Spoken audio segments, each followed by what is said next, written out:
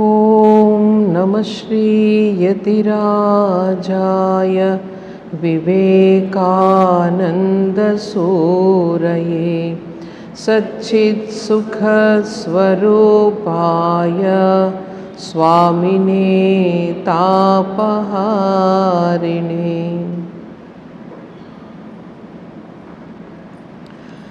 స్వామి వివేకానంద సంపూర్ణ గ్రంథావళిలో మనం 3వ వాల్యూమ్లో ఉన్నాము. ఈ రోజు నుండి చాలా ముఖ్యమైనటువంటి అధ్యాయం, అది భక్తి యోగం. భక్తి యోగం స్టార్ట్ అవుతుంది.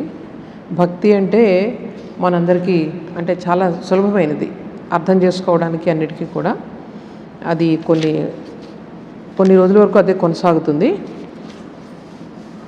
దీనిని స్వామీజీ ఒక శ్వేతాశ్వతర ఉపనిషత్తులోని ఒక శ్లోకంతో మొదలు పెడుతున్నారనమాట. అది ఆ శ్లోకం చదువుతాను. స తన్మయో హ్యమృత ఈశ సంస్థో జ్ఞః సర్వగో భువనస్యాస్య గోప్తా య ఈశేస్య జగతో నిత్యమేష నాన్యో హేతుర్విద్యత ఈశనాయ యో బ్రహ్మాణం విదధాతి పూర్వం యో వై వేదాంశ్చ ప్రహిణోతి తస్మై తం హ దేవం ఆత్మబుద్ధి ప్రకాశం ముముక్షుర్వై శరణమహం ప్రపద్యే. ఇది భగవంతుణ్ణి శరణు వేడుతూ ఉన్నటువంటి శ్లోకం. ఇది ఉపనిషత్ శ్లోకం, ఉపనిషత్ మంత్రం అనాలి. శ్వేతాశ్వతర ఉపనిషత్తులో ఇది ఉన్నది. దీని భావం ఏంటంటే భగవంతుని గురించి వర్ణన. ఆయన అన్నిటికన్నా కూడా చాలా పరమ సత్యం. తర్వాత ఈ ప్రపంచానికి విశ్వాత్మ, ప్రపంచానందరికీ కూడా ఆత్మ. అలాగే ఆయనకి నాశనం లేదు, ఆయనే ఈ ప్రపంచాన్ని శాసిస్తున్నది. అలాగే సర్వజ్ఞుడు ఆయన, సర్వాంతర్యామి. అలాగే ఈ ప్రపంచాన్ని రక్షిస్తున్నటువంటిది ఆయన. ఈ మొత్తానికి ఆయన ఈ ప్రపంచానికి నియంత. ఇంకా ఈ ప్రపంచంలో ఏది కూడా ఈ భగవంతుడు తప్ప, ఈశ్వరుడు తప్ప ఇంకేది కూడా లేదు. ఈ ప్రపంచాన్ని శాసించగలిగేటటువంటి ఆ శక్తి ఉన్నది ఇంకొకటి ఏది లేదు. ఈశ్వరుడే పరమ వస్తువు. అలాగే ఈశ్వరుడు అంటే ఇక్కడ మన శివుడు అది కాదు, అర్థం కాదు. ఇక్కడ ఈశ్వర అంటే ఆయన మొత్తం ఈ ప్రపంచానికి అధినేత అనమాట. దాన్ని ఈశ్వర అనేవారు. సో ఇప్పుడు ఇక్కడ చూడండి, 2వ శ్లోకంలో ఏం చెప్తున్నారు? 2వ మంత్రంలో ఎవరి నుంచి అయితే బ్రహ్మదేవుడు వచ్చాడో, ఎవరి నుంచి అయితే సృష్టి వచ్చిందో, అంటే ఆది పురుషుడు అనమాట. యో బ్రహ్మాండం విదధాతి పూర్వం, పూర్వకాలంలో ఈ బ్రహ్మను కూడా ఎవరు సృష్టించారో, బ్రహ్మ కూడా ఎవరి నుంచి వచ్చారో అదనమాట. అలాగే ఎవరి నుంచి అయితే వేదాలు వచ్చాయో ఆయనని నేను నా యొక్క మోక్షాన్ని కోరుకుంటూ ఆయన నేను శరణు వేడుతున్నాను అని ఈ శ్లోకం అనమాట. శ్వేతాశ్వతర ఉపనిషత్తులో ఉంది. అది స్వామీజీ ఫస్ట్ వాళ్ళకి చెప్తున్నారు. ఇక్కడ చిన్న పుస్తకం కూడా వచ్చింది స్వామీజీది విడిగా, భక్తి యోగం. మొట్టమొదటి అధ్యాయం ఏంటంటే భక్తి అంటే ఏమిటి, డెఫినేషన్. భక్తి నిర్వచనం ఏంటి? నిర్వచనం చెప్పగలరు ఎవరైనా? భక్తి అంటే ఏంటి చెప్పండి. ఆసక్తి, భగవంతుని మీద అనురక్తి, ఆసక్తి, ప్రేమ. భగవంతుని పట్ల ఆసక్తి, అనురక్తి, అది ఆయన్ను దర్శించుకోవాలనేటువంటి ఆకాంక్ష. చాలా చక్కగా చెప్పారు. సో భక్తి అంటే అయితే మనకు శాస్త్రాల్లో ఏం చెప్పారు, ఎవరైతే ఈ ఉత్తమ ఆచార్యులు ఎవరైతే ఉన్నారో వారు ఏ విధంగా దీన్ని నిర్వచించారన్నది స్వామీజీ ఇక్కడ మనకు చెప్తున్నారనమాట. భక్తి అంటే దీని యొక్క గొప్పతనం ఏంటంటే మిగిలిన యోగాల కంటే కూడా, మిగిలిన యోగాలు అంటే ఏం చెప్పుకుంటాం మనం? జ్ఞానయోగం, రాజయోగం, తర్వాత కర్మయోగం. మిగిలిన యోగాలన్నింటిలో మార్గం ఒకటి ఉంటుంది, పొందే లక్ష్యం వేరేది ఉంటుంది. జ్ఞానయోగంలో మార్గం ఏంటి? తత్వ విచారణ. అలా విచారం, వివేకం, వైరాగ్యం చేసుకుంటూ అలా సత్యాన్ని విచారించుకుంటూ ఏది సత్యం అన్నది తెలుసుకుంటారు. దాని యొక్క పరాకాష్ఠ జ్ఞానం ఏంటి? ప్రపంచం అంతా కూడా ఒకే వస్తువుతో ఉంది అని తెలుసుకోవడం అనేది జ్ఞానం. అంటే ఒక్కటే, అది తెలుసుకోవడం అనేది మనకు గోల్, అక్కడ లక్ష్యం. అలాగే రాజయోగంలో అయితే మనం ఈ శరీరం నుండే దీన్ని ఒక రకంగా క్రమశిక్షణ చేసుకొని దాని నుంచి ఈ శరీరంలో ఒక అనుభూతి పొందడం. రాజయోగం అంటే ఒక అనుభూతి, అంటే ఒక ఇంద్రియాతీత అనుభూతిని పొందడానికి మనం ఈ శరీరాన్ని ఒక రకంగా క్రమశిక్షణలో పెట్టుకోవడం రాజయోగం అంటారు. అక్కడ కూడా ఉద్దేశం ఏంటి? ఒక అనుభూతి పొందాలి. ఇది సరే. ఇక్కడ ఈ భక్తిలోకి వచ్చే కర్మయోగంలో మీకు తెలుసు కదా, నిష్కామ కర్మ చేయాలి అని చెప్పేసి ఎప్పుడు కూడా కర్మ అనేది భారం లేకుండా కర్మ ద్వారా మనం భగవంతుని పొందడంలాగా నిష్కామ కర్మను చేయాలి, ఫలితాలను ఆశించకుండా అని అనుకుంటాం. కానీ ఇక్కడ స్వామీజీ ఏం చెప్తున్నారంటే భక్తిలో మొదలు ఆదిలోనూ భక్తే, మధ్యలోనూ భక్తే, చివరిలోనూ భక్తే. అంటే కేవలం ఆ ప్రేమతోనే అది ముందుకెళ్తుందనమాట. అది భక్తి yoga is a real genuine search after the lord, a search for beginning, continuing and ending in love.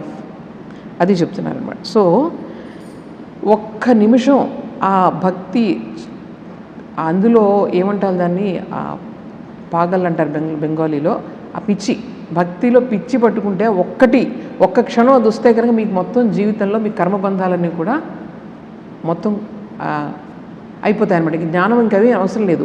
ఆ పరాభక్తి, సుప్రీం డివోషన్ ఏదైతే ఉందో భగవంతుడి పట్ల, అది ఆ పిచ్చి పట్టినట్టు ఉండాలన్నమాట. అటువంటి భక్తి వస్తే కనుక మీరాబాయి వీళ్ళందరిది గుర్తుపెట్టి తెచ్చుకోండి. మన గొప్ప గొప్ప గోపికలు వీళ్ళందరూ కూడా, ఇంకా ప్రపంచం తెలియదు వాళ్ళకి. బయట వాళ్ళందరూ ఏమనుకుంటారు, వాళ్ళని పిచ్చి వాళ్ళని అనుకుంటారు. ఎందుకంటే వాళ్ళ ఆచరణ చూస్తే అలా అనిపిస్తుంది. కానీ వాళ్ళు భగవద్ అనురక్తితో ఆ విధంగా మ్యాడ్నెస్ అనేది వస్తే కనుక ఒక్క మూమెంట్ అది వచ్చినా సరే మనకు భవబంధాలన్నీ కూడా కట్ అయిపోతాయి అని చెప్తున్నారు స్వామీజీ ఇక్కడ. అది అనమాట. సో ఇక్కడ నారద మహర్షి ఏమన్నారు భక్తి గురించి తెలుసు కదా మీకు. నారద భక్తి సూత్రాలు, ఆయన భక్తి మీద సూత్రాలు రాస్తారు నారద మహర్షి. ఆయన ఎవరు భక్తులు? నారాయణుని భక్తులు. ఎప్పుడు నారాయణ అంటూనే ఉంటారు. అటువంటి ఆయన భక్తి సూత్రాలు రాశారు. సో ఆయన ఏం రాశారనమాట, అది పరమ ప్రేమ రూప. భక్తి అంటే ఏంటి? పరమ ప్రేమ రూప. పరమ ప్రేమ, ఇంటెన్స్ లవ్ అనమాట. సుప్రీం లవ్ ఫర్ గాడ్ అన్నది భక్తి అని చెప్పి ఆయన నిర్వచించారు. అయితే అది ఎలా మీకు తెలుస్తుంది మనకు వచ్చిందని? మనకు ఆ సుప్రీం లవ్ వచ్చి మనం అనుకోవచ్చు కదా, నాకు చాలా భక్తి ఉందండి అని అనుకోవచ్చు కదా. అది దానికి ఎలా తెలుస్తుందంటే దానికి కొన్ని సూచనలు ఉన్నాయి. అవి ఏంటంటే అటువంటి వాళ్ళు ఎవరిని ద్వేషించరు, అందరినీ ప్రేమిస్తారు, అండ్ ఎప్పుడు కూడా తృప్తిగా ఉంటారు. అసలు అసంతృప్తి అనేది వాళ్ళ జీవితంలో ఉండదు. అది మనకి భక్తి పరాకాష్ఠ మనకు చేరుకున్నామని చెప్పడానికి ఇవి ల్యాండ్ మార్క్స్ అన్నమాట, ఐడెంటిఫికేషన్ మార్క్స్. సో ఇవి నారద మహర్షి చెప్తారు. అలాగే దీనికి ఏంటంటే దీనివల్ల ఏమొస్తుంది మనకి, ప్రాపంచిక జీవితంలో ఏమొస్తుందని చెప్పేసి మనం దానికి బేరాలు సారాలు చేయలేముది. ఆ భక్తి ఒక్కటే దానికి ఫుల్ఫిల్మెంట్ అనమాట. ప్రపంచంలో నువ్వేం కష్టాలు పడుతున్నాయి ఇవన్నీ కూడా దానికి ఏ సంబంధం లేదు అసలు. అది చెప్తున్నారు. ఎందుకంటే మనకు ప్రపంచంలో ఏ చిన్న కోరిక ఉన్నా సరే అటువంటి భక్తి కలగదు. శ్రీరామకృష్ణులు ఏం చెప్పారు, నీకు జిలేబీ తినాలనే కోరిక మిగిలినా సరే నీకు భగవంతుని నువ్వు పొందలేవు, అవన్నీ తీరిపోవాలి, అందుకే అని తీర్చేసుకుంటే బెటర్ అనమాట ముందుగానే. సో ఇంకొకటి స్వామీజీ ఇందాకే చెప్పారు, మిగిలిన యోగాలన్నిటికీ కూడా అన్నిటికంటే కూడా ఇది గొప్పదని ఎందుకంటారంటే, స్వామీజీ ఎందుకంటున్నారంటే అక్కడ జ్ఞానయోగం చెప్పినప్పుడు ఆయన జ్ఞానయోగం గొప్పదని చెప్పారు స్వామీజీ. ఆయన మాటలు ఎలా ఉంటాయి, ఏది పట్టుకుంటే దాన్ని గొప్ప అని చెప్తూ ఉంటారు. స్వామీజీ మనం వింటే ఈ భక్తి యోగంలో భక్తే చాలా గ్రేట్ అనుకుంటాం, అలాగే జ్ఞానయోగం అంటే జ్ఞానమే చాలా గ్రేట్ అనుకుంటాం. అలా కన్ఫ్యూజ్ చేస్తూ ఉంటారు మా స్వామీజీ మనల్ని. మనం ఏం అర్థం చేసుకోవాలి మరి, ఏమర్థం చేసుకోవాలి చెప్పండి? ఏదైనా చివరికి ఒక్కడికే చేరుతుంది, అది అర్థం చేసుకోవాలి. అది ఏది అంటే ఇది గొప్ప అది తక్కువ అని లేదు, ఎప్పుడు కూడా అంతా ఒకటి. అయితే స్వామీజీ ఇచ్చిన మార్గం ఏంటంటే అన్నిటి కొంచెం అటు నుంచి వెళ్ళండి, ఇటు నుంచి వెళ్ళండి, అటు నుంచి ఇటు పక్కన అన్ని పక్కల నుంచి టేస్ట్ చేయండి. ఒక దాంట్లో నుండి మిగిలిన విమర్శించొద్దు, అన్నింటిలో కూడా టేస్ట్ చేయండి. భక్తి ద్వారా చక్కగా పాటలు పాడుకుంటాం, ఆనందంగా కన్నీళ్ళు గారుస్తాం భగవంతుడి దగ్గర, అది చేసుకోండి. అలాగే విచారం కూడా చేయండి, ఎప్పుడూ కూడా ఏంటి నిత్యం అనిత్యం అనేది కూడా చేస్తూ ఉండండి. అలాగే బాడీని కూడా ట్రైనప్ చేసుకోండి. మనకి ఇదంతా కూడా అది రాజయోగం. అలాగే పని చేసేటప్పుడు చక్కగా ఆనందంగా ఒక భావంతో పని చేయండి. సో మనం చేసే ప్రతీదీ మన జీవితంలో చేసే ప్రతి దాన్ని కూడా భగవంతుని వైపు మళ్లించుకుంటూ ఉంటే ఏమవుతుందన్నమాట, నెమ్మదిగా జీవితం అన్నదే పరివర్తన చెందుతుంది. అలా కాకుండా మన వాళ్ళు ఏం చేస్తారు, జ్ఞాన మార్గంలో ఉన్నవాళ్ళు భక్తి మార్గాన్ని విమర్శిస్తూ ఉంటారు, భక్తి మార్గంలో ఉన్నవాళ్ళు జ్ఞాన మార్గాన్ని విమర్శిస్తూ ఉంటారు. కానీ చూస్తే ఈ రెండిటికి అక్కడ వెళ్ళిన తర్వాత అక్కడ ఏం భేదం ఉండదు, వెళ్ళే మార్గంలోనే కొంచెం తేడా ఉంటుంది. ఆ మార్గంలో ఎందుకు తేడా ఉంటుంది చెప్పండి? ఎందుకు అన్ని మార్గాలు అందరికీ ఒకే మార్గం ఎందుకు వీలవ్వదు? ఎందుకంటే మన స్వభావాలు వేరుగా ఉంటాయి, మనలో ఉన్నటువంటి ఏవైతే ఉన్నాయో మన శక్తి, ఒకటి ఆలోచన శక్తి ఉంది మనకి, తర్వాత ఫీల్ అవ్వగలిగే శక్తి ఉంది, భావించే శక్తి ఉంది, అలాగే పనిచేసే శక్తి ఉంది. ఇవన్నీ ఉన్నాయి కదా. ఒక్కొక్కరిలో ఒక్కొక్కటి ఎక్కువగా ఉంటుంది. అందువల్ల ఎవరిలో ఏది ఎక్కువగా ఉంటే దాన్ని బట్టి వాళ్ళు అందులోకి వెళ్ళొచ్చు. కాబట్టి మన వాళ్ళు ఏం చేస్తారనమాట, ఇలా రకరకాల మార్గాలు అన్నవి ఉన్నాయి మన ముందు చక్కగా.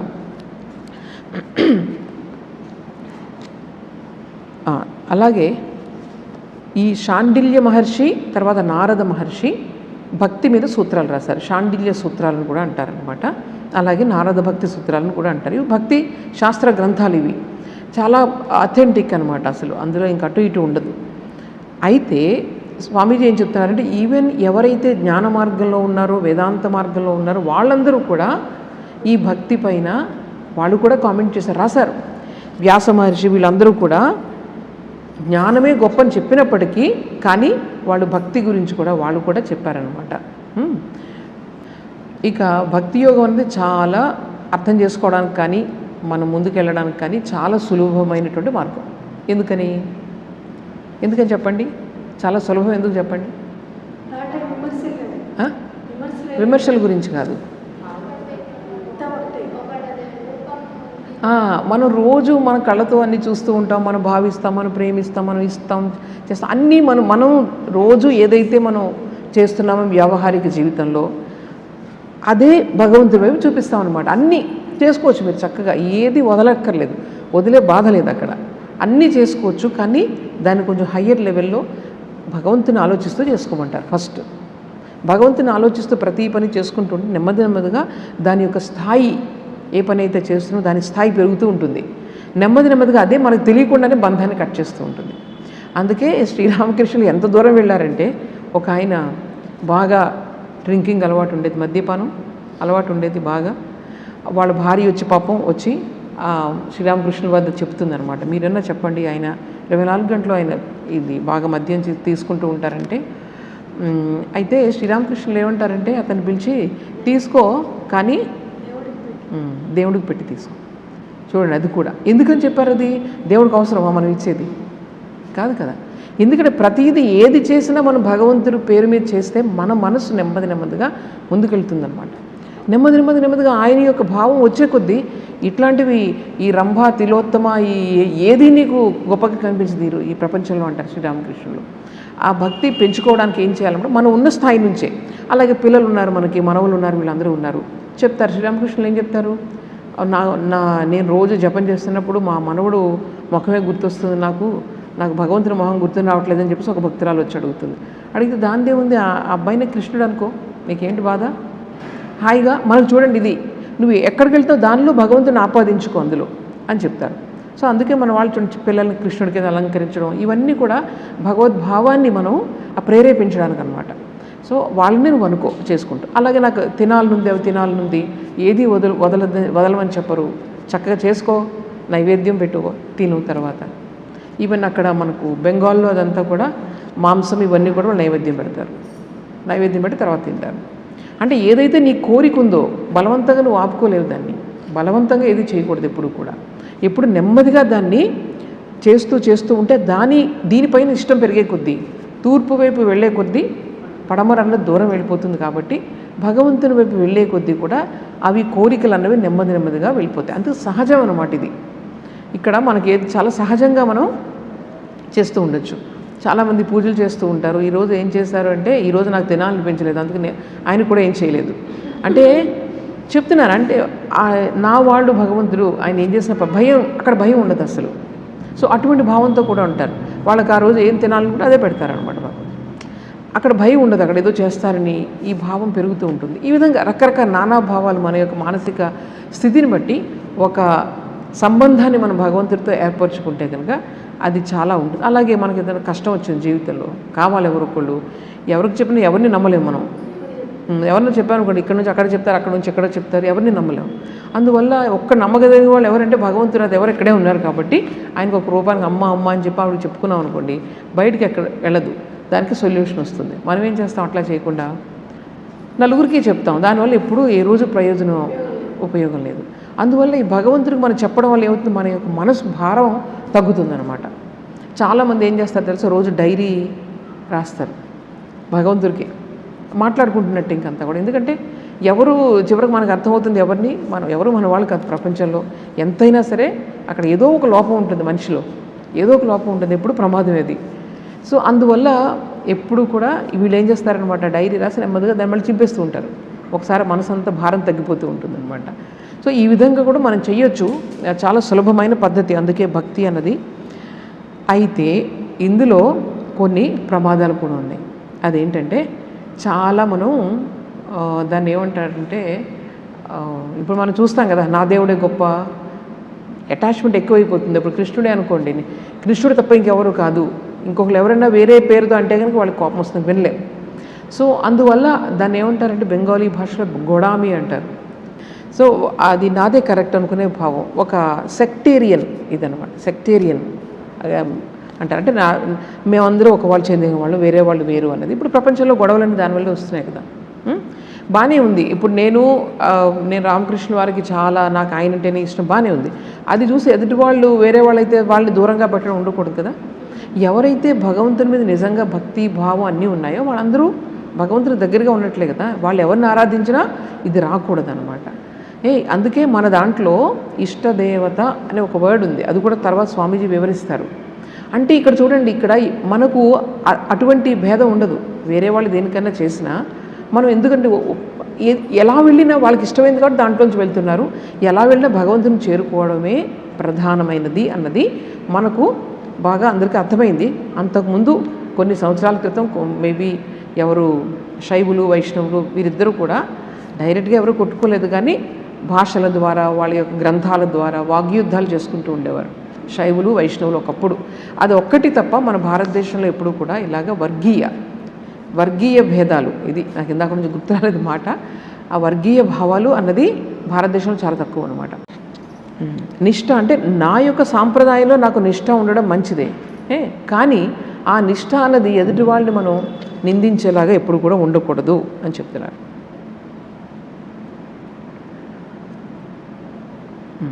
ఇది ఎలా అంటే స్వామీజీ చెప్తున్నారు, మీకు పెద్ద పెద్ద వాళ్ళ ఇంట్లో కుక్కలు ఉంటాయి చూసారా, ఆ కుక్క దాన్ని కెనైన్ ఇన్స్టింక్ట్ అంటారు. ఆ కుక్కకి ఏంటంటే తన యజమానిని రక్షించాలనే ఒక లోపల నుంచే ఒకటి ఉంటుందన్నమాట, ఇన్స్టింక్ట్ అంటారు, అది న్యాచురల్గా వచ్చేస్తుంది అది. అందువల్ల ఎవరు వచ్చినా సరే తన యజమాని మారువేషంలో వచ్చినా గుర్తిస్తుందట. మరి దానికి వాసన ఉంటుంది ఏంటో తెలీదు, గుర్తిస్తుంది. కానీ అక్కడ మాత్రం తప్పు ఇంక వేరే వాళ్ళు ఎవరు వచ్చినా వాళ్ళు అటాక్ చేస్తుంది. స్వామీజీ ఏమంటారు, ఈ భక్తులకి ఎవరైతే ఉన్నారో, ఎవరైతే ఈ వర్గీయ భావన ఉంది చూసారా, నాదే గొప్ప అని, అటువంటి వాళ్ళ యొక్క ఇన్స్టింక్ట్ కుక్క కన్నా చాలా నీచంగా ఉంటుందంట. ఎందుకంటే కుక్క అన్నది తన యజమానిని గుర్తిస్తుంది ఎలా ఉన్నా, కానీ ఇక్కడ వీళ్ళు మాత్రం భగవంతుడు వేరే రూపంలో వేరే పేరుతో వస్తే మాత్రం గుర్తించరు. అంటే కుక్క కన్నా దారుణం అనమాట అక్కడని స్వామీజీ చెప్తున్నారు ఇక్కడ. సో ఎవరికైతే ఇటువంటి మత ఛాందసులు, మత మౌఢ్యం ఎవరికైతే ఉందో వాళ్ళకి జడ్జిమెంట్ అన్నది, అంటే ఇది మంచి ఇది చెడు, ఇంకా వాళ్ళకి ఆలోచన ఉండదు, ఇంకద్దే చేయడం, వాళ్ళని కొట్టడం తిట్టడం ఇదే చేస్తారు తప్ప వాళ్ళకి జడ్జిమెంట్ అనేది అసలు ఉండదు అని చెప్తున్నారు. అయితే ఈ భక్తిలో 2 రకాలు ఉంటాయి. ఒకటి గౌణ భక్తి, ప్రాథమిక భక్తి. రెండవది పరాభక్తి. గౌణ భక్తి అంటే ప్రాథమిక స్థాయిలో మనందరం ఉన్న స్టేజ్ అనమాట. పరాభక్తి అంటే సుప్రీం డివోషన్, అంటే ఒక్కసారి ఆ భగవంతుడి పేరు చెప్తే ఇంకా కన్నీళ్ళు వస్తాయి, ఇంకా అసలు వేరే ప్రపంచం తెలియదు వాళ్ళకి, అది పరాభక్తి. ఇది మనదంతా కూడా ప్రిపరేషన్ అనమాట. మనదంతా కూడా భక్తి ఎగ్జాక్ట్గా కొంత స్వార్థం ఉంటుంది మన భక్తిలో. ఇవన్నీ మన గౌణ భక్తి అని 2 రకాలు ఉంటాయి. ఎప్పుడు ప్రాబ్లం ఎప్పుడు కూడా మనము ఈ గౌణ భక్తిలోనే, ఎవరైతే గౌణ భక్తి ఉంటుందో ఆ భక్తులతోనే ప్రాబ్లం అంతా ఉంటుంది, మిగిలిన వాళ్ళకి ఈ ప్రాబ్లం ఉండదు. ఎవరికైతే పరాభక్తి ఉందో ఎలా ఉన్నా అందరినీ కూడా వాళ్ళు ప్రేమించగలుగుతారు అని చెప్తున్నారు స్వామీజీ. ఇప్పుడు ఈ కేవలం భక్తి యోగమే కాదు, భక్తి యోగం తర్వాత జ్ఞానయోగం తర్వాత కర్మయోగం, ఇవన్నీ కూడా ఈ మూడు ఉంటేనే ఒక పక్షి సమానంగా ఎగురుతుంది. ఇక్కడ యోగా అంటే రాజయోగం చెప్తున్నారు అనుకోండి, సమానంగా 2 రెక్కలు భక్తి జ్ఞానం అనుకుంటే కనుక దాని యొక్క తోక అన్నది యోగం. సో ఇవి 3 ఉన్నప్పుడే పక్షి సమానంగా ఎగరగలుగుతుంది. అదేవిధంగా మనలో కూడా జ్ఞాన భక్తి యోగాలన్నీ కూడా సమాన భావంలో ఉన్నప్పుడే మన జీవితం చాలా చక్కగా ముందుకెళ్తుంది అని చెప్తున్నారు. ఇంకొకటి ఈ భక్తి మార్గంలో ఎవరైతే మనం ఉన్నామో వాళ్ళందరూ ముందుగా తెలుసుకోవాల్సిన విషయం ఏంటంటే, ఈ మనం చేసే పండుగలు, ఈ పర్వాలు ఇవన్నీ కూడా కేవలం మనం దాన్ని చేరుకోవడానికి సాధనలు మాత్రమే. ఇదే హయ్యెస్ట్ కాదు. ఇప్పుడు పూజలు పురస్కారాలను చేసేస్తూ ఉంటాం, కానీ అది మనలో మార్పు తీసుకురావట్లేదు. చేసుకుంటూ వెళ్ళిపోతాం, జన్మలకి చేసుకుంటూ వెళ్ళిపోతాం, కానీ మనం ఎక్కడ వేసిన వాడో అక్కడే ఉన్నాం. అలా కాదు. మనకి ఏంటంటే ఇవన్నీ కూడా ఒక ప్రిపరేటరీ స్టేజెస్ కింద మనకు ఉండాలి. అది మనం తెలుసుకోవాలి. ఇవన్నీ కూడా ఓన్లీ ఫర్ ప్రిపరేషన్, మనం చేసే పూజలు పునస్కారాలన్నీ కూడా అని తెలుసుకోవాలి. జ్ఞాన మార్గంలో ఉన్నవాళ్ళు ఏమంటారంటే, భక్తి ద్వారా ఫస్ట్ మిమ్మల్ని అందరినీ మీరు పరిశుద్ధం చేసుకుని భగవంతుల్లో మీ మనసును నిలుపుకోండి, అప్పుడే మీకు జ్ఞానం కలుగుతుంది అంటారు. భక్తి మార్గంలో వాళ్ళు ఏమంటారు, ముందు భగవంతుని గురించి జ్ఞానం కలిగిన తర్వాత అప్పుడు నీకు పరాభక్తి వస్తుంది అంటారు. ఇందాక మనం చెప్పుకున్నాం. మరి ఏది కరెక్ట్ అంటే, హయ్యెస్ట్ స్టేజ్లోకి వెళ్ళినప్పుడు భక్తి రెండు కూడా ఒక్కటే. ముందుగా చూడండి, మామూలుగా కేవలం అంటే మన మనసు చాలా పరిశుద్ధంగా ఉందనుకోండి, ఉన్నప్పుడు మన యొక్క భావం, మన యొక్క జపం కానీ ధ్యానం కానీ వెంటనే మిమ్మల్ని భగవంతుని దగ్గరగా తీసుకెళ్తుంది. కానీ మామూలుగా ఎవరైతే ఆలోచన ద్వారా ముందుకెళ్తారో, మనం భగవంతుని యొక్క తత్వాన్ని ముందు ఆలోచించాలి. భగవంతుని తత్వం ఆలోచించడం అంటే ఏంటి చెప్పండి? భగవంతుని ఒక అవగాహన, భగవంతుని యొక్క మహత్వం అంటే ఏంటి, అది ఆలోచించకుండా మనం కేవలం జస్ట్ పూజలు పురస్కారాలు చేసుకుంటూ వెళ్ళిపోతే మనకి ఆ హయ్యెస్ట్ ఆ భావం అనేది మనలోనికి రాదు. మూఢనమ్మకాలు ఇట్లాంటివన్నీ ఎక్కువ వచ్చేస్తాయి అన్నమాట. సో భగవంతుడు అంటే ఏంటి చెప్పండి? ఆయన యొక్క మహత్వం ఏంటిది? మహాత్మ్యం ఏంటి? భగవంతుని మహాత్మ్యం, ఆయన ఇంద్రియాలకు మనసుకు అతీతుడు. ఆయన అంతే కదా, మనసుకు ఇంద్రియాలకు అతీతుడు. మనం అనుకుంటాం నేనంటే ఆయనకి చాలా ఇష్టం, నేనంటే ఆయన, ఇది కాదు. ఆయన సమదర్శి, ఆయన అందరి మీద ఒకే రకంగా పడుతుంది ఆయన దృష్టి. ఈ విధంగా భగవంతుని యొక్క తత్వం ఎలా ఉంటుంది అది మనం తెలుసుకోవాలి. సర్వవ్యాపి, సర్వజ్ఞుడు.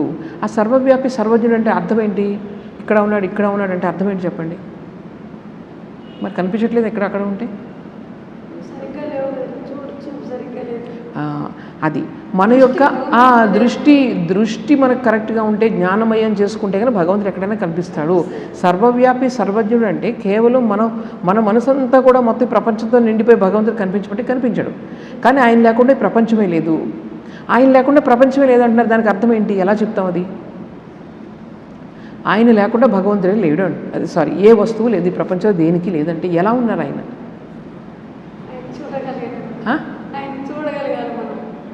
ఉనికి, మన ఉనికే భగవంతుడి వల్ల. ఉనికి అది ఏదైతే ఉందో దాని ఎగ్జిస్టెన్స్ అంటారు ఇంగ్లీష్లో. సో ఈ విధంగా అనలైజ్ చేయడం అంటే ఇదనమాట అర్థం. అంటే మనం ఒక మూఢత్వంలోకి వెళ్ళిపోకుండా భగవంతుని తత్వం సరిగా అర్థం ఇటు పక్క నుంచి ప్రేమ చూపిస్తూ ఉంటాం. అట్లా అదే సమయంలో మనం ఆయన గురించిన జ్ఞానాన్ని కూడా పెంచుకుంటూ పోవాలి. ఆయన సర్వవ్యాపి సర్వజ్ఞుడు. ఎప్పుడు కనిపిస్తాడు ఆయన అంటే, అది మన భగవంతునిలా మారినప్పుడే మనం భగవంతుని తత్వాన్ని తెలుసుకోగలం. భగవంతునిలా మారుతూ భగవంతుని వైపు వెళ్ళాలి తప్ప మనం అన్నీ కేవలం బాహ్యంగా మనం చేసినందువల్ల ఏమీ లాభం ఉండదు. అది ఇక్కడ దేవో భూత్వా దేవం యజేత్ అంటారు కదా, అది ఇంక వేది లేకుండా కరెక్ట్, అది అంతే. అవును, అది ఉన్నప్పుడే మనకు భగవంతుని యొక్క తత్వం అర్థమవుతుంది. తప్పకుండా ఆయన నిదర్శనం అనేది మనకు తెలుస్తుంది. ఇది చెప్తున్నారు.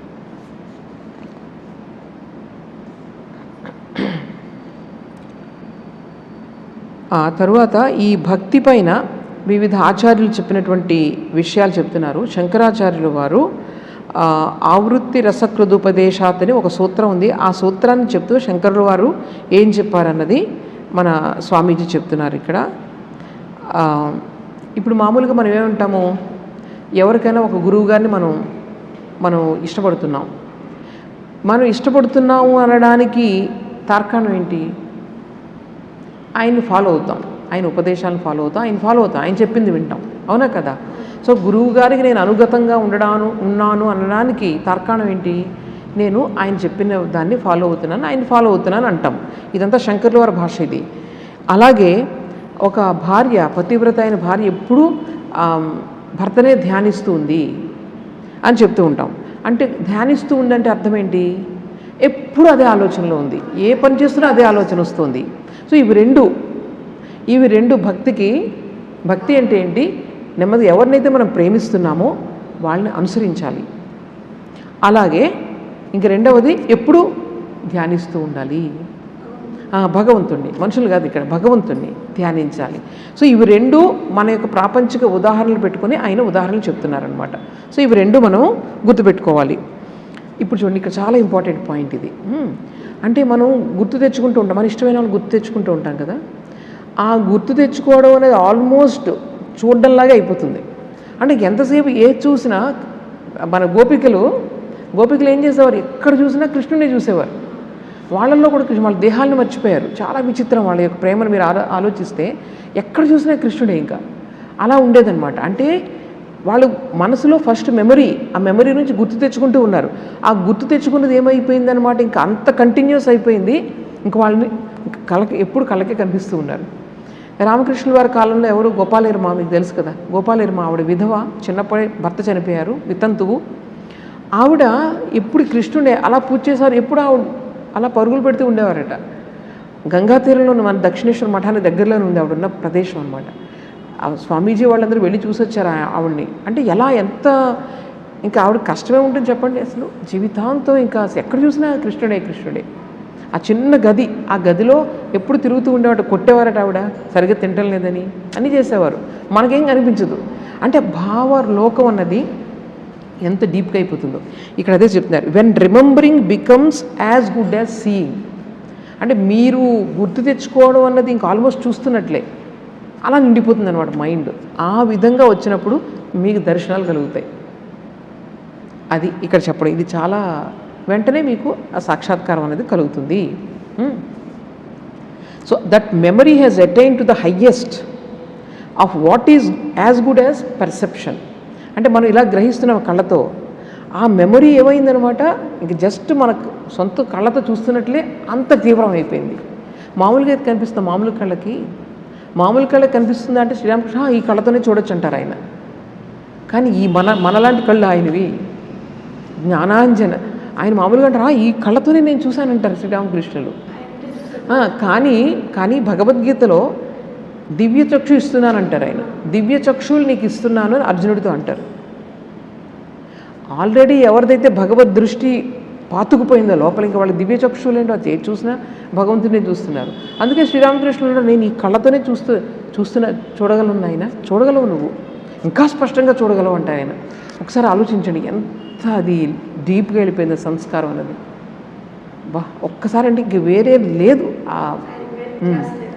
లేదు ఇంకా ధ్యాస కాదు, ఆ బాడీ ఎంత మొత్తం తన్మయం అయిపోయిందనమాట. సో ఆ విధంగా ఇది చాలా గుర్తుపెట్టుకోండి.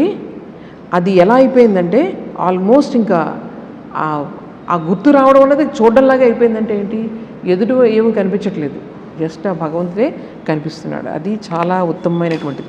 గోపికలకు కలిగింది అటువంటిది, శ్రీరామకృష్ణులు వీళ్ళందరికీ కూడా కలిగింది.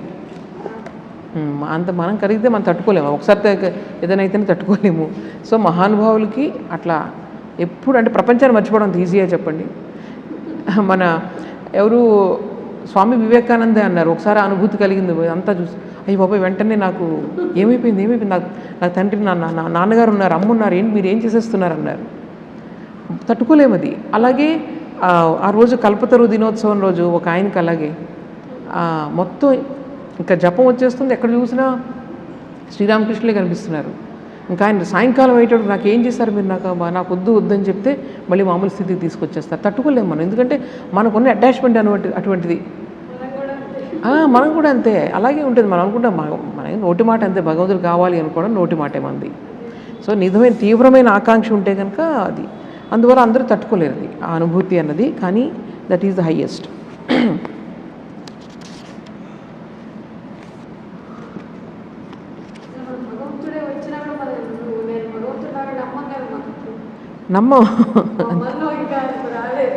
అవును. సో ఇక్కడ నేను చదువుతున్నాను, whom this Atman desires by him the Atman is attained. ఇది ఎక్కడుంది, కఠోపనిషత్తులో ఉంది. ఎవరినైతే ఈ ఆత్మ అంటే భగవంతుడు లేకపోతే అంతిమ సత్యం సెలెక్ట్ చేసుకుంటుందో వాళ్ళే భగవంతుని చూడగలుగుతారు. ఎవరిని సెలెక్ట్ చేసుకుంటుంది ఇక్కడ అదే ఆలోచించండి. ఎవరినైతే భగవంతుడు సెలెక్ట్ చేసుకుంటాడో వాళ్ళకి దర్శనం ఇస్తాడు. అయితే ఎవరిని ఆయన సెలెక్ట్ చేసుకుంటాడు, యమే వైష వృణితే అని ఉంది కదా, ఎవరిని సెలెక్ట్ చేసుకుంటారు చెప్పండి? కోరుకునే వాళ్ళకి వ్యాకులత, పవిత్రత, సరళత, శ్రీరామకృష్ణుల భాషలో చెప్పాలంటే సరళత, వ్యాకులత, పవిత్రత ఇవన్నీ ఉంటే కనుక భగవంతుడు వెతుక్కునేందుకు వాళ్ళకి సెలెక్ట్ చేసుకుంటాడు వాళ్ళని. అది ఊరికి సెలెక్ట్ చేసుకోవడం అందరినీ సడన్గా ఇప్పుడు ఎవరికో కలిగింది అంటే ఎప్పుడో వాళ్ళ తప్పకుండా వాళ్ళ యొక్క సంస్కారాలు ఎప్పుడో బాగున్నాయి కాబట్టి అట్లా అవుతుందన్నమాట. సో విశ్వాసం, చాలా పిల్లలకు ఉన్నటువంటి విశ్వాసం భగవంతుడు ఉన్నాడని ఇవన్నీ ఉండడం వల్ల ఏమవుతుందంటే భగవంతుడు మనకి ఆ దర్శనాన్ని, ఆ మహద్భాగ్యాన్ని కలిగిస్తాడు అని చెప్పి. The extremely beloved is desired. By whomsoever this Atman is extremely beloved, he becomes the most beloved of the Atman. So that this beloved may attain the Atman, the Lord himself helps. For it has been said by the Lord, those who are constantly attached to me and worship me with love, I give the direction to their will by which they come to me. ఎవరైతే ఎప్పుడూ నా పైన మనసు పెడతారో వాళ్ళకి నేనేమిస్తానన్నమాట, అటువంటి ఆ శక్తిని నేను ఇస్తాను. భగవంతుని దర్శించేటువంటి ఆ శక్తిని నేను వాళ్ళకి ఇస్తాను. బుద్ధియోగం ఇస్తానని చెప్పారు కదా. ఎవరైతే మనసు నా పైన పెడతారో వాళ్ళకి నేను ఏమిస్తాను, దదామి బుద్ధియోగం. నేను బుద్ధియోగాన్ని ఇస్తాను అంటే బుద్ధి ద్వారా నాతో యుక్తమైనటువంటి ఆ శక్తిని నేను ఇస్తాను. దాని ద్వారా వాళ్ళు భగవంతుని చేరుకుంటారు. సో అది this constant remembrance is denoted by the word భక్తి. రామానుజాచార్యులు వారు ఏమంటున్నారంటే ఎప్పుడు భగవంతుని స్మరించడమే భక్తి. అది వైష్ణవ సాంప్రదాయాలు. అందుకే చూడండి ఎప్పుడు కూడా ఆయన యొక్క నామస్మరణ అనేది చాలా వాళ్ళు ప్రాముఖ్యతనిస్తారు ఎప్పుడు, అంతే. అలాగే ఈ పతంజలి సూత్రాలు ఉన్నాయి కదా, పతంజలి యోగ సూత్రాలు, అందులో ఒకే ఒక ఈ భగవంతుడి గురించి అంటే ఈశ్వరుని గురించి ఒకే ఒక సూత్రం ఉంది. ఈశ్వర ప్రణిధానాద్వా అని ఒక సూత్రం ఉందన్నమాట.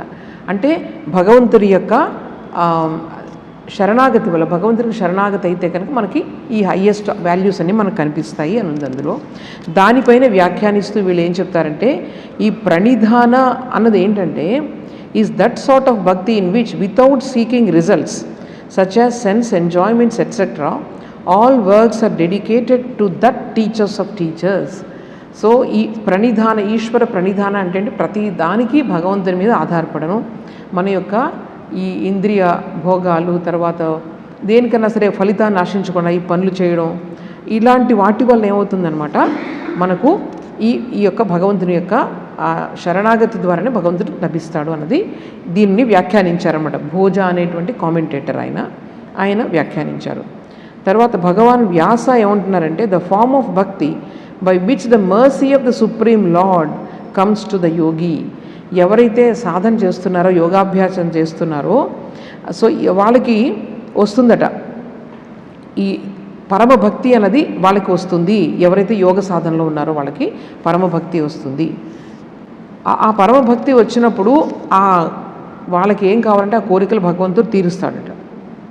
మనకన్నీ ఉన్నాయి కదా పురాణాల్లో, ఆయన దర్శనమిస్తే ఏమడుగుతారు, నీకు ఏం కావాలో కోరుకొని చెప్తారు కదా. సో మన యొక్క కోరికలన్నీ కూడా ఫుల్ఫిల్ అవుతాయని చెప్తున్నారు.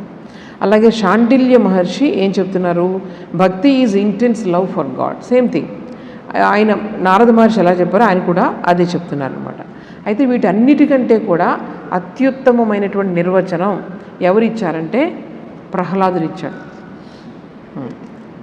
ఏం చెప్తున్నారు ఆయన, యా ప్రీతిరవివేకీనాం విషయేషు అనపాయిని త్వాం అనుస్మరత సామే హృదయాన్ మాం అపసర్పతు. విషయ వస్తువుల వంట పడేవాళ్ళు, విషయ వాసనలు ఉండేవాళ్ళు విషయ వస్తువుల పట్ల ఏ విధమైన అనురాగంతో ఉంటారో అటువంటి అనురాగాన్ని నీ పట్ల నాకు ప్రసాదించు అని చెప్తారు. అంటే మనకు ధనం పట్ల శ్రీరామకృష్ణులు ఏం చెప్పారు చెప్పండి. ఒక లోభికి ధనం పట్ల ఉండేటువంటి ఆకర్షణ, తర్వాత ఒక తల్లికి తన బిడ్డపై ఉండేటువంటి ఆ మమకారం, ఆకర్షణ, అలాగే పతివ్రత అయినటువంటి భార్యకు భర్త పైన ఉండేటువంటి ప్రేమ, ఇవి మూడు కలిసి ప్లస్ ప్లస్ ప్లస్ మూడు కలిసి ఏకమైతే వెంటనే భగవంతుడు దర్శనమిస్తాడు అని చెప్తారు. ఇక్కడ ప్రహ్లాదుడు చెప్పింది అదే. ప్రాపంచిక విషయాల పట్ల ఎంత ఆసక్తి ఉంటుందో అంతటి ఆసక్తి అనురక్తి నీపై నాకు కలగాలి, అది కోరుకున్నాడు. This is the best definition అని చెప్పి స్వామీజీ చెప్తున్నారు. ఇప్పుడు మనం ప్రేమ అనగానే ప్రతిదాన్ని ప్రేమ అని మనం అనుకుంటూ ఉంటాం కదా. ఇక్కడ చెప్తున్నారు ప్రేమ అంటే కేవలం భగవంతుని పట్ల ప్రేమనే భక్తి అంటారు. అర్థమైందా? కేవలం భగవంతుని పట్ల. తర్వాత భగవంతుని కొన్ని రూపాలు తీసుకుంటాం కదా, ఆ భగవంతుని దేన్ని మనం ఇష్టదేవతగా తీసుకోవాలన్న దానికి కూడా మన శాస్త్రాల్లో డెఫినేషన్ ఉందన్నమాట. ఎందుకంటే ఈ ప్రపంచంలో ఏదైతే ఇంద్రియ సుఖాలకి, ఇంద్రియ భోగాలకి, తర్వాత ఈ ప్రపంచానికి ఎప్పుడు కూడా ప్రభావితం అవుతూ ఉందో అటువంటి వస్తువుని, అటువంటి వాళ్ళని మనం ఆదర్శంగా తీసుకోకూడదు. ఎప్పుడు ఎలాంటి వాళ్ళని తీసుకోవాలి? అన్నిటికీ అతీతంగా ఎవరైతే ఉన్నారో వాళ్ళని మనం గురువు కింద ఎంచుకోవాలి. ఇది రామానుజుల వారు చెప్తున్నారు. ఆ బ్రహ్మ స్తంభ పర్యంతాః జగత్ అంతర్వ్యవస్థితాః ప్రాణినః కర్మజనిత సంసార వశవర్తినః. అంటే ఆ బ్రహ్మ అంటే బ్రహ్మ నుంచి కింద వరకు కూడా ఈ యొక్క కర్మజనిత సంసార బంధాల్లో మనం కూరుకుపోయి ఉన్నాం. ఎవరైతే ఇలా కర్మజనిత సంసార బంధాల్లో ఉండిపోయారో వాళ్ళని మనం ఎప్పుడూ కూడా ఇష్టదేవత కింద ఆదర్శంగా తీసుకోకూడదు. యతస్తతో నతే ధ్యానినాం ఉపకారకాః అవిద్యాంతర్గతాః సర్వే తేహి సంసార గోచరాః. అదే నేను ఇప్పుడు చెప్పేది అదే. Therefore they cannot be helpful at objects of meditation. ఎవరి మీద మనం ధ్యానం చేయాలంటే ఎవరైతే ఈ సంసారంలో ఆ ప్రభావితులు అయిపోతూ ఉన్నారో అలాంటి వాళ్ళు ఎప్పుడు కూడా మన గురువులుగా కానీ లేకపోతే ఒక ఆరాధ్య దైవంగా కానీ తీసుకోకూడదు. ఎవరైతే అతీతంగా ఉన్నారో అటువంటి వాళ్ళని మనం ఒక ఇష్టదేవత కింద, మన ఆరాధ్య వస్తువు కింద తీసుకోవాలని చెప్పేసి చెప్తున్నారు. అలాగే భగవంతుని పట్ల బాగా అవగాహన కలిగిన తర్వాత వచ్చేటువంటి ప్రేమను అనురక్తి అంటారట. అనురాగం అంటాం కదా మనం, దాన్ని అనురక్తి అంటారనమాట. భక్తి అన్నది is a series or succession of mental efforts at religious realization beginning with ordinary worship and ending in a supreme intensity of love for Ishwara. చివరికి స్వామీజీ ఏం చెప్తున్నారంటే ఈ మానసికంగా భగవంతుని పట్ల ఒక ఆకర్షణ నుంచి నెమ్మదిగా ప్రేమ, అలా కొంచెం వచ్చి చివరికి అది ఇంటెన్స్ లవ్ అనమాట. అనురక్తి దానికి చేరుకోవడాన్ని భక్తి అంటారు. అంటే బిగినింగ్లోను ఎండింగ్లోనూ కూడా ఆ ప్రేమ, భగవంతుని పట్ల ప్రేమ ప్రారంభంలో అది చాలా తక్కువగా ఉండొచ్చు. నెమ్మదిగా అవగాహన కలిగే కొద్దీ, ఆయనతో బంధం ఎక్కువ అయ్యే కొద్దీ ఏమవుతుంది, అది మొత్తం పరమ ప్రేమ కింద అది రూపాంతరం చెందుతుందన్నమాట. దాన్నే భక్తి అంటారు. సో కరెక్ట్ శ్రీరామకృష్ణుడు చెప్పారు, ఈశ్వరే అనురాగ్ విషయే విరాగ్. విషయ వస్తువుల పట్ల విరాగము, ఈశ్వరుని పట్ల అనురాగం ఎప్పుడైతే వచ్చిందో అది నెమ్మదిగా 100% వెళ్ళిపోవాలి. 100%, 200% కూడా వెళ్ళిపోయే భక్తులు ఉన్నారు చాలామంది. సో ఆ విధంగా అది భక్తికి డెఫినేషను కరెక్ట్గా. అంటే ఒక్కొక్కరు ఏం చెప్పారు అనేది ఇక్కడ చెప్పారు. అంతేనా? ఈరోజుకి చాలు. నెక్స్ట్ క్లాస్లో ద ఫిలాసఫీ ఆఫ్ ఈశ్వర. అసలు ఈశ్వర అంటే ఏంటి, ఈశ్వర అంటే అంటే కరెక్ట్ ఐడియా ఏంటనేది చాలా బాగా చెప్తారు. అది అర్థం చేసుకొని అదే చెప్తాను.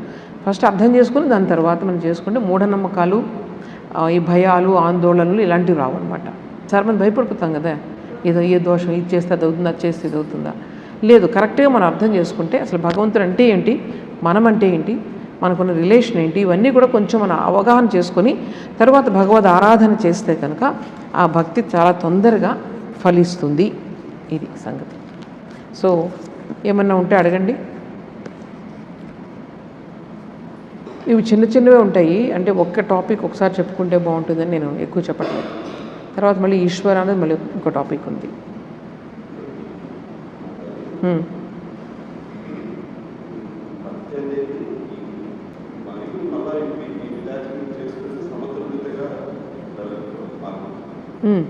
అంటే మనం ఇప్పుడు ఎవరైతే మన ఈ గృహస్థాశ్రమంలో ఉన్నామో ఇట్లాంటి వాళ్ళు ఏంటంటే ఫస్ట్ ఏం చేయాలి, చుట్టూ ఉన్నదాన్నే మీరు అనుకున్నట్లుగా దాన్నే ఒక భగవన్మయం చేసుకోవాలి. మన రిలేషన్స్ కానీ, మన యొక్క రోజు ఆచరణ కానీ ఏదైనా సరే భోజనం చేస్తున్నాం అనుకోండి, చేసేటప్పుడు భగవంతునికి, ఇంకా భగవంతుడు అంటే ఏంటో నాకు ఇంకా దర్శనం కాలేదు, అనుభూతి కాలేదు, కానీ ఒక విశ్వాసం ఉంది, భగవంతుడనే శక్తి ఉంది కాబట్టి మనం ఏం చేస్తాం, ఫస్ట్ మనం మన ఫ్యామిలీతో అటాచ్మెంట్ లేకుండా ఎట్లా మన ఫ్యామిలీలో ఉండలేం కదా, అటాచ్మెంట్ ఉంటుంది, కానీ మనం ఏం చేయాలన్నమాట, అది భగవంతుని ద్వారా మనం అటాచ్ అవుతూ ఉండాలి. భగవంతుని ద్వారా అటాచ్ అవ్వడం అంటే ఏంటి చెప్పండి? నాకు భార్య అనుకోండి, భగవంతుడే నాకు ఇచ్చాడు, ఆవిడ రూపంలో నాకు ఇచ్చాడు, సో ఆవిడలోనే ఆ భగవంతుని చూసుకోవడం, దగ్గరున్న వాళ్ళనే కష్టపెట్టకుండా ఉండడం, ఈ విధంగా ఏంటంటే ఈ దైవంగా అంటే దైవికంగా మార్చుకోవాలి. రోజు దినచర్యని మార్చుకుంటూ ఉంటే ప్రతిదీ కూడా దానికి అటువైపుకి మళ్ళుతుందన్నమాట నెమ్మదిగా. కొన్నాళ్ళకి అది మనం గట్టిగా ప్రయత్నం చేసి మనకు లోపల భావాన్ని బలవంతంగా దేన్ని కూడా తుడిచిపెట్టకూడదు, లోపల ఉన్నదాన్ని.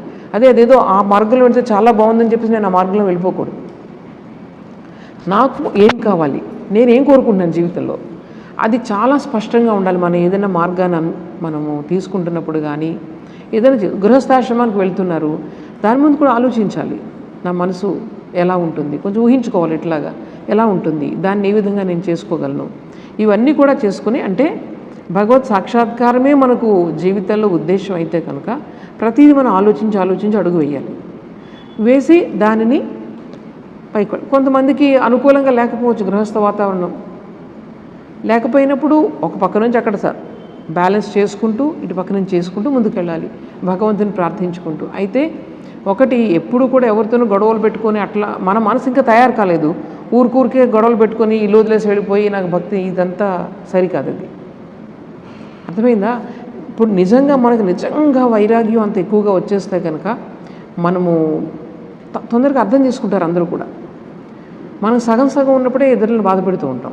అందుకని ఏంటంటే ఎక్కడ మనం ఉన్నామో అక్కడే ఉంటూ భగవంతుని వైపు మనం మనసుని మళ్ళించడం అన్నదే చాలా స్టేబుల్ అన్నమాట, చాలా స్థిరమైన సాధన. అది చేసుకుంటూ పోవాలి. కష్టాలు ఉన్నాయనుకోండి, ఆయనకి ప్రార్థిస్తూ ఉంటాం, అది ఎవరికి చెప్పక్కర్లేదు కదా. సో ఎట్టి పరిస్థితుల్లోనూ మన యొక్క ఏంటంటారు, మన యొక్క వాతావరణంలో కానీ, గ్రహ వాతావరణంలో కానీ ఒక అశాంతి మాత్రం రాకూడదు మన భక్తి వల్ల. అది శాంతి వైపుకే దారి తీయాలి. అది ఆ విధంగా చాలా ఇంటెలిజెంట్గా మనం మేనేజ్ చేసుకోవాలి లైఫ్లో ఏదైనా సరే. అంతే, అర్థమైందా? అలా చేసుకుంటూ మన సంస్కారాలు ప్లస్ ప్రార్థిస్తూ ఉంటే ప్రార్థన అనేది చాలా చాలా బాగా పనిచేస్తుంది.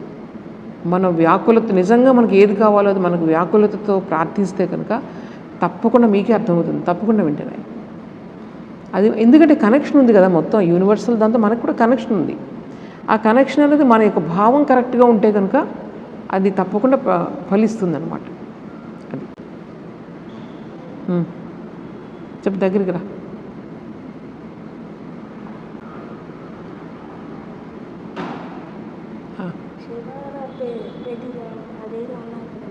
ఏదమ్మా?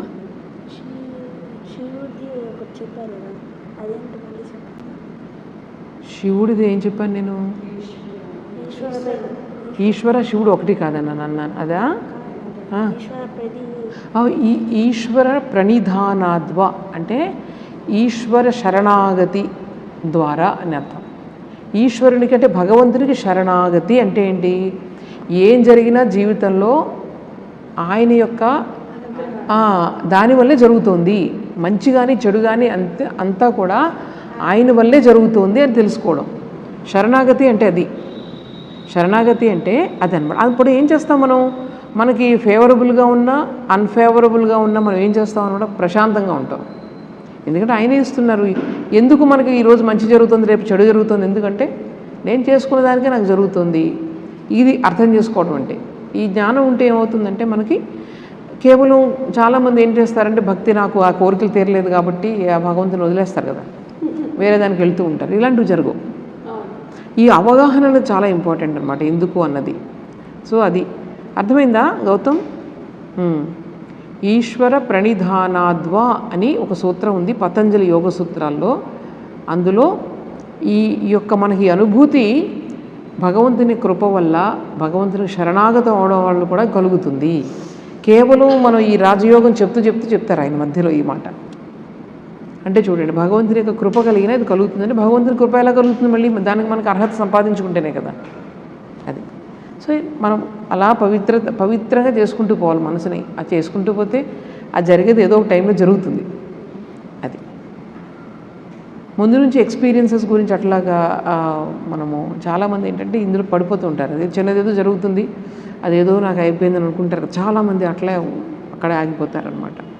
సో అది కరెక్ట్ కాదు. అది ఎప్పుడు కూడా మన యొక్క అనుభూతి అనేది శాస్త్రంతో టాలీ అవ్వాలి. శాస్త్రాలు ఏదైతే చెప్పారో అలాగే మన యొక్క రీజన్ లాజికల్గా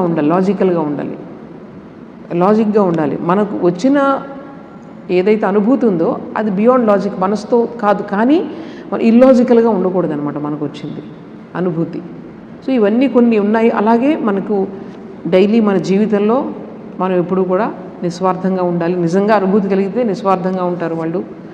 అలాగే వాళ్ళకి ధైర్యంగా ఉంటారు, భయం ఉండదు. ఇవన్నీ కూడా సూచనలు అన్నమాట. అర్థమైందా? అందుకని కేవలం కొన్ని మెంటల్ ఇమేజెస్ అవి చూసుకుని మనకి అనుభూతి అనుకోవడం పొరపాటే. అది ఏదో చిన్న మైల్స్లో ఏదో కొంచెం మీకు నిదర్శనం చూపించాడు భగవంతుడు, కానీ రియలైజేషన్ కాదు అది. ఓం అసతో మా సద్గమయ తమసో మా జ్యోతిర్గమయ మృత్యోర్మా అమృతంగమయ. ఓం శాంతి శాంతి శాంతి. హరి ఓం తత్సత్. శ్రీరామకృష్ణార్పణమస్తు.